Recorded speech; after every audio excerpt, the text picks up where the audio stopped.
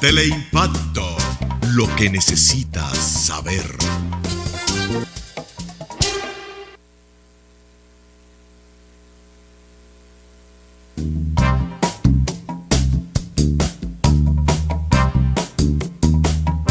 Teleimpacto, lo que necesitas saber.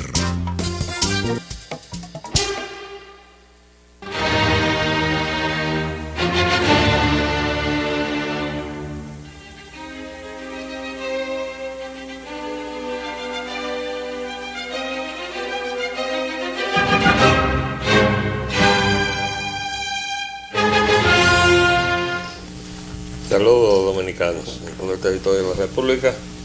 Es Aurelio Poli Payananita y hoy, bueno, nos complace tener aquí a una voz autorizada, ya que está de moda en la prensa lo del pacto fiscal, para que nos ayude a analizar la situación y la perspectiva de ese pacto fiscal. Me refiero a Guillermo Caram, que fue pues secretario de Finanzas, secretario técnico y gobernador del Banco Central. De modo que si vamos a analizar bien el asunto, no podemos buscar mejor. Como, bueno, aquí veo, para introducir el tema, que dice la Asociación de Industria, dice: pacto eléctrico debe preceder al pacto fiscal. Y tienen cierto sentido en eso, ¿no? Bueno, tiene sentido en cuanto a la credibilidad y a la disposición del gobierno de pactar, porque si vamos a supeditar el pacto fiscal a quien debe o al tipo de pactos que debería supeditarse es a un pacto económico más amplio, porque lo fiscal es lo que instrumentaliza un objetivo económico. Si lo que queremos es producir más, crear empleo, o depender más o recaudar más para gastar más, en fin. Y a su vez lo económico debería estar supeditado a lo político, tipo el pacto de la Moncloa en España, que hubo un pacto entre partidos y luego fue endosado por empresarios y trabajadores. Pero lo eléctrico debería ser es lo contrario, una parte de lo fiscal, a no ser de ese ángulo, que es que evaluar la voluntad de pactos que tiene el gobierno, que está, a mi juicio, muy baja. Porque no podemos olvidar que cuando el gobierno ganó las elecciones en el 2012, promovió los intentos de un pacto fiscal y lo abortó. Desde el momento en que los agentes económicos adentraron en la parte de los gastos, el gobierno se disparó con su proyecto de ley de presupuesto y sus ajustes tributarios, por un lado, y por otro, el mismo pacto eléctrico está supeditado a un sueño eterno que no reviste la urgencia que tiene lo fiscal para el gobierno. Quizás por los componentes económicos que tiene. Claro. Y también porque realmente cuando Danilo Medina ganó en el 2012, sus voceros dijeron que ellos iban a gobernar a través de pactos. Y la realidad es que ningún pacto se ha concretado, a no ser un poco el educativo, que más bien fue una propuesta de la sociedad girando alrededor del 4% y que el gobierno con mucha habilidad... ¿Usted refiere al 4%? Al diálogo interamericano. No, yo me refiero al educativo. Al educativo. 4%. 4%. Eso vino de diálogo interamericano. Bueno, sí. Pero que yo entiendo que no ha sido un pacto, a mi juicio, satisfactorio, porque al contrario, por el momento lo veo contraproducente, porque cuando tú concentras en la demanda en términos de lo cuantitativo, en lugar de lo cualitativo, o sin hablar de lo cualitativo, tú terminas teniendo más recursos para la educación, gastando más, no necesariamente gastando mejor, que es lo que conviene. Sabes que cuando entiendo toda la situación en ese aspecto, yo estaba pensando en los partidos políticos. Cuando pensando en lo cuantitativo, pierden lo cualitativo. Así es. Bueno, es verdad. Déjeme decirte que cuando se estaba discutiendo el financiamiento público a los partidos, una de las pocas veces que se alzaron en contra fue el doctor Vinicio Castillo, que se oponía al financiamiento público a los partidos precisamente porque iban a contribuir a un deterioro de la democracia interna de los partidos, iba a convertir a los partidos políticos en instituciones de derecho público, porque desde el momento que tú recibes dinero, a estar en el presupuesto de la nación. Pasa a depender del presupuesto de la nación y en consecuencia susceptible de ser supervisado por todas las instancias del gobierno, del Estado, incluyendo el control del gobierno. Sí, o sea, la interdependencia partidaria, que se supone que tenemos poderes independientes, ¿no? Pero resulta que uno acaba arrastrando al otro. Claro, él pasa a ser la locomotora de un tren. Sí, pero estamos en una situación muy peculiar. Tú tienes mucha razón cuando dices, no, pues vamos a hablar de la economía primero. Claro. Y cuando hablamos entonces de la economía, que desde luego estamos frente a las consecuencias de haber adoptado la economía neoliberal globalizada ya desde 1996, y estamos viviendo y padeciendo sus consecuencias, ¿no? O sea, todo lo que tenemos, y vamos a hablar de la situación de la empresa nacional, todos los pactos que se han firmado, los acuerdos de libre comercio, la desprotección a la industria nacional, todo eso que se ha traducido en desempleo, nos hemos transferido a la zona franca, que es una economía atada a la devaluación de la moneda, porque para eso ser más de una manera competitivo, perversa pone a los países a competir uno con otro, a ver cuál le da mejores condiciones a la inversión extranjera. Y uno termina entonces devaluando la moneda para ser más atractivo, ¿no? Y empobreciendo a la nación. Pero de eso se trata, ahí estamos embarcados en eso. Pero entonces mirando hacia afuera, el mundo está bastante conmovido o convulsionado. ¿Cómo tú ves la situación mundial? Bueno, muy complicada. El Papa ha hablado que estamos en una economía de guerra, el Papa, no yo. Porque podría decirse que estoy exagerando, pero es una economía de guerra donde la industria de armas, la industria militar es la que está sacando provecho, está cambiando sus armas obsoletas por armas modernas, que las tiene que vender, las obsoletas, y está fomentando zonas de guerra. ¿Tú crees que esas armas obsoletas son las que están llegando aquí? Aquí y a otras partes del mundo, sobre todo otras partes del mundo que tienen más dinero y que tienen petróleo. Petróleo actual o petróleo potencial. No, yo lo digo siguiendo el modelo de los vehículos, ¿no? Ah, claro. Aquí vienen vehículos usados. Entonces, exacto, exactamente. Eso por un lado. Por otro, tenemos, aunque no divorciado, yo pienso que todo este flujo migratorio que está amenazando la estabilidad europea, que proviene precisamente de las zonas de guerra, eso puede cambiar las políticas internacionales. Bueno, pero Europa fue a hacer guerra a todos los territorios de África y del Medio Oriente, y ahora está cosechando las consecuencias. Claro, claro, y no solamente las pasadas, sino las presentes, de tolerar que la industria de armamento esté financiando focos rebeldes en muchos de los países de África y de Asia. Entonces, y por supuesto el problema energético, el petróleo, la guerra del petróleo, porque no nos engañemos, este descenso de los precios del petróleo tiene también un elemento geopolítico para Estados Unidos tratar de utilizar sus reservas y sus potenciales de producción. En cierta medida Estados Unidos se salió del mercado de comprador. Exactamente, y ahora está abasteciendo. Claro, y ahora entró en el mercado vendiendo. Y ahora ha afectado, por supuesto, a Venezuela, a Rusia, a Irán, que son los países que más competencias han estado teniendo. Por cierto, he visto más de una oportunidad algunas declaraciones diciendo que Estados Unidos quiere como liberarnos de las ataduras al Petrocaribe. Bueno, ya Petrocaribe, al bajar de precio del petróleo, ya cayó. O sea, y por supuesto, el la atadura, si no se han soltado, están debilitadas. y eso es lo que realmente tenemos que tener en cuenta, que es un mundo complicado, lo cual nos hace obligatorio que nosotros tengamos que pensar en medidas más autóctonas en el manejo de nuestra economía y la fiscalidad como una expresión de esa economía.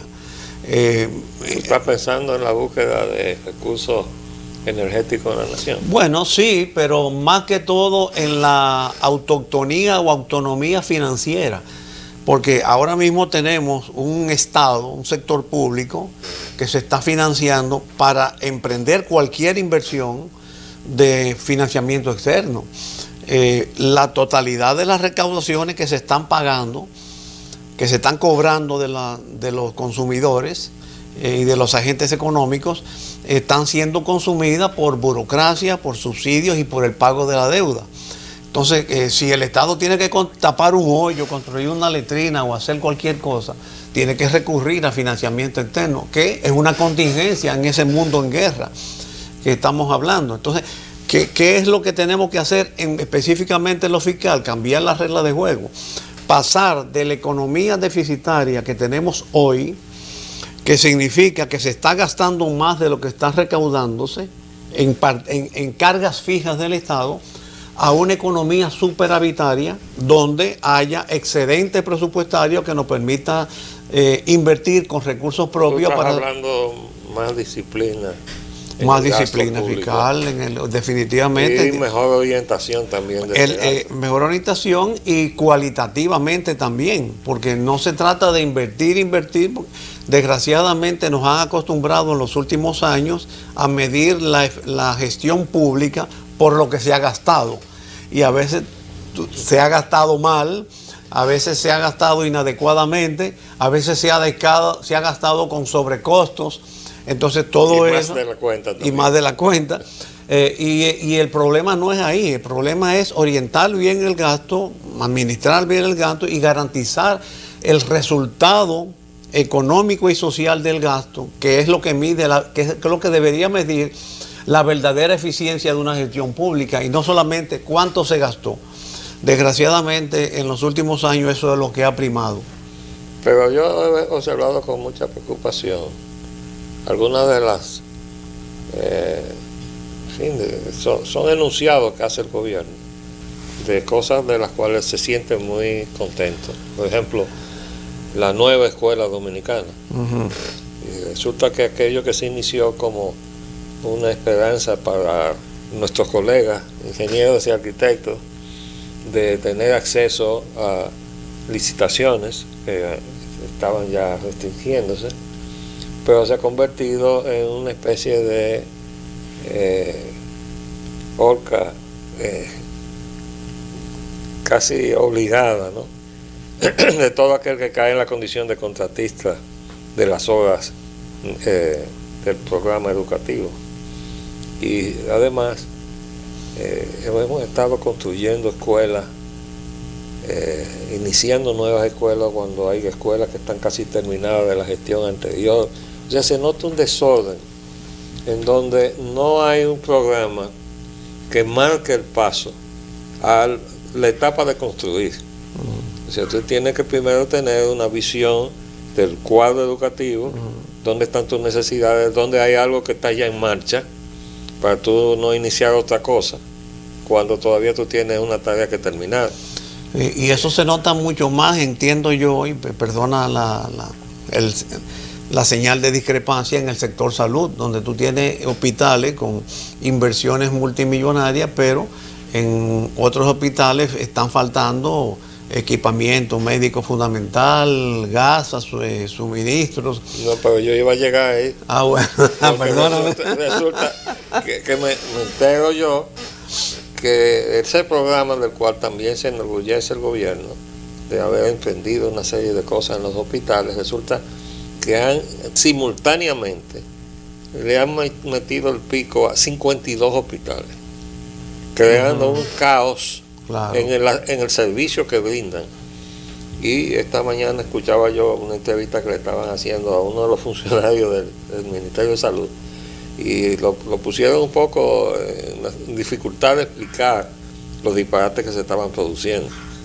De hecho, no hay forma de tú justificar que si usted le haya marchado en la parte de modelación, reconstrucción o nuevas construcciones, a 52 planteles diferentes que están afectados entonces en los servicios que ofrecen. Claro, y eso crea una sobrepresión a los que se quedan abiertos, a los que no se están rehabilitando, y entonces lo llegan a hacer. Entonces uno dice, ¿y a quién fue que se le ocurrió que todo eso se hiciera simultáneamente en todos esos hospitales, en lugar de ir con un plan, ir terminando y entrando entonces las nuevas capacidades para pasar a otras? Sí. Pero no, se le marchó a todos. Por eso yo creo, he insistido mucho que lo esencial de lo fiscal tiene que ser actuar sobre la vía del gasto, o sea, ver cómo está el gasto, si lo que hay que pactar, porque ¿qué es un pacto? Bueno, un pacto es una negociación, ¿verdad? Yo cedo tal cosa, doy tal cosa, vamos a discutir los gastos y después los impuestos. Y no al revés como se ha estado haciendo, porque normalmente la actitud de las 11 reformas tributarias que se han hecho en los últimos 14 años, el planteamiento esencial es: yo tengo este nivel de gasto y necesito más dinero. Y dicho sea de paso, nunca se logra el más dinero que se cree que se va a obtener imponiendo impuestos, pero resulta que como los gastos terminan siendo aprobados por ley y los ingresos quedan siendo siempre un estimado, entonces el déficit es mayor, caemos en el endeudamiento y luego hay que pagar la deuda y el endeudamiento se sigue acrecentando. Entonces vamos a cambiar la ecuación. Pero por todas partes uno encuentra las evidencias de un dispendio escandaloso. Lo último fue lo de la policía, donde el jefe de la policía dice que había encontrado que había, creo que fueron 1.000 millones que mencionó en 4 años. Una cosa no recuerdo si lo de los combustibles. Bueno, sí, el asunto es que uno dice, pero bueno, ¿y cómo se puede gastar de esa manera? No, bueno, ¿y cómo puede haber 2.300 policías que no se sepan dónde están? Bueno, pero así es. Sí. Entonces tenemos empleomanía. A cada rato yo encuentro a alguien dando una declaración en la prensa que yo decía, yo nunca, no había oído mencionar nunca ese cargo. ¿Cuándo lo crearon? Porque se ha creado cargo a diestro y siniestro. Instituciones también. Alojar, ¿verdad? A la empleomanía. Sí. Obviando una disposición que está contenida en la ley, que hay una ley de reordenamiento del Estado que obliga la adscripción de organismos y también la ley de función pública. Aquí tenemos una ley, por ejemplo, que prohíbe el bueno, constitucionalmente está prohibido el pluriempleo. Sí. Sin embargo, se observa la multiremuneración de una misma persona en varias instancias del Estado. La ley de función pública te establece que cada servidor público tiene que trabajar 30 horas semanales. Y si tú tienes 2 trabajos, tú ya te tendría que llegar a 60. Entonces, y ahora se tomó una decisión con relación a los contratados. Y entonces, precisamente, a propósito de la parte de salud, estaba poniendo en evidencia que todos esos pasantes, todos esos médicos contratados por pasantía, creo que estamos hablando de 4.000 médicos, sí, quedarían cesantes con la medida de suspensión de los contratos que acaba de dictar la presidencia. Y ahí entrarían todos justos por pecadores, pues yo entiendo que en cierta forma el gobierno ha admitido las acusaciones que se le hicieron en la campaña opositora de aumentar los gastos, aumentar la empleomanía. Porque si están suspendiendo los contratados, significa que contrataron mucho durante la campaña. Confesión de parte, relevo de prueba. Pero ahora se van a ir a servicios tan esenciales como los médicos. Exacto, porque hay servicios que son necesarios. El caso ese mismo, la pasantía de los médicos, las pasantías en general, sí, sí, que es un instrumento un concepto que realmente debe preservarse porque es el tránsito de la academia a la vida profesional de un recién graduado. Y es el contacto con la realidad. Con la realidad de la forma de explicación y por supuesto tiene que tener alguna remuneración. Y es una forma también de ponerle al país también la educación lo que cada quien ha recibido de parte de la sociedad dominicana. Sí. Pero volviendo entonces al cuadro general mundial,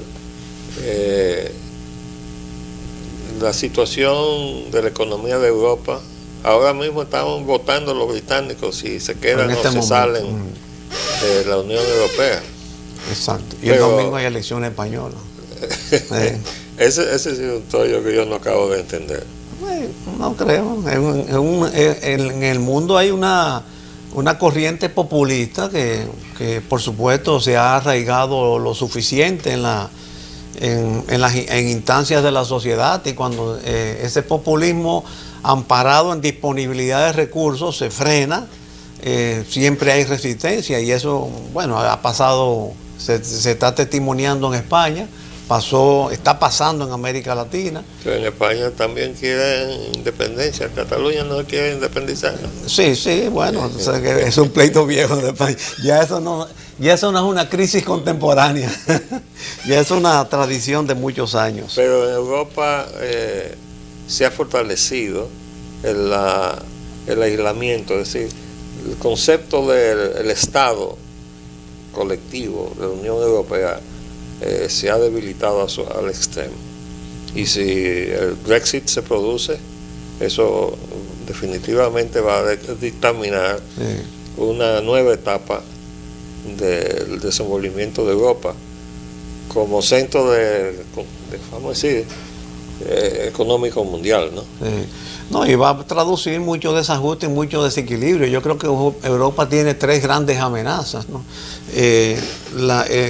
Esto del Brexit, que es el aislamiento o la vuelta al aislamiento de los estados, la presión migratoria y las corrientes populistas que quieren, que pensaron que la disponibilidad de recursos del Estado eran perpetuos, eran eternos, y que no ponderan, como no pondera ningún populista, las consecuencias en la estabilidad macroeconómica y financiera.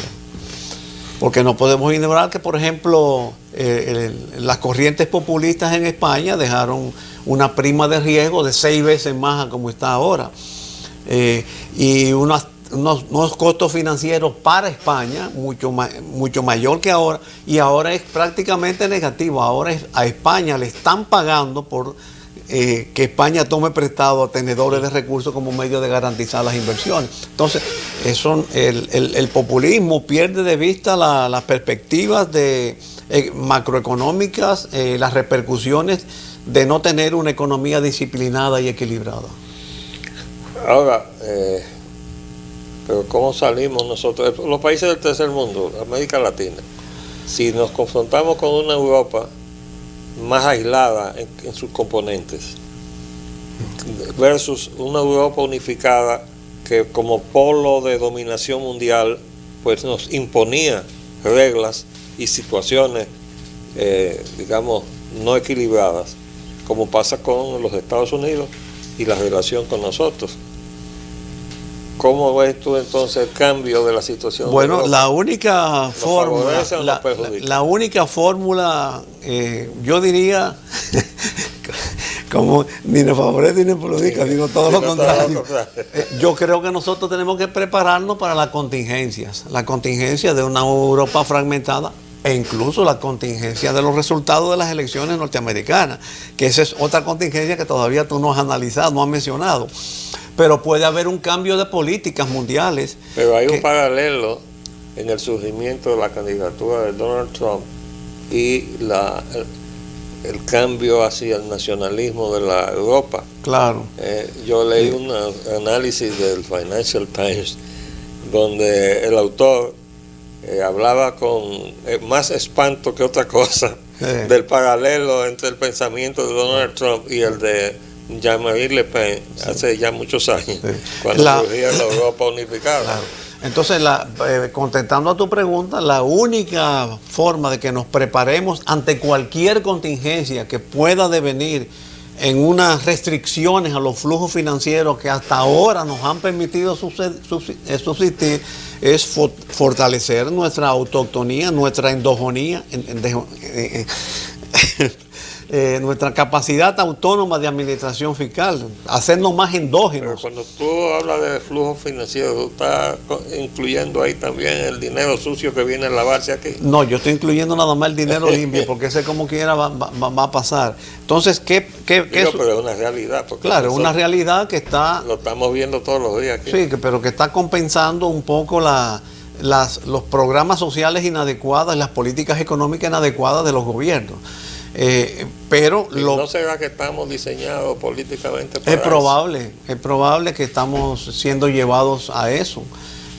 Pero repito, y la única forma es que nosotros nos disciplinemos, hacernos más endógenos, menos exógenos, más autónomos, más autóctonos, para tomar las decisiones que más nos convengan para la economía dominicana, que tiene, por supuesto, su expresión fiscal, pero por vía del gasto, y que tiene que procurar el aumento de nuestra producción y la creación de más fuentes de trabajo para los dominicanos. Yo eso lo resumo como político, porque el economista es tú.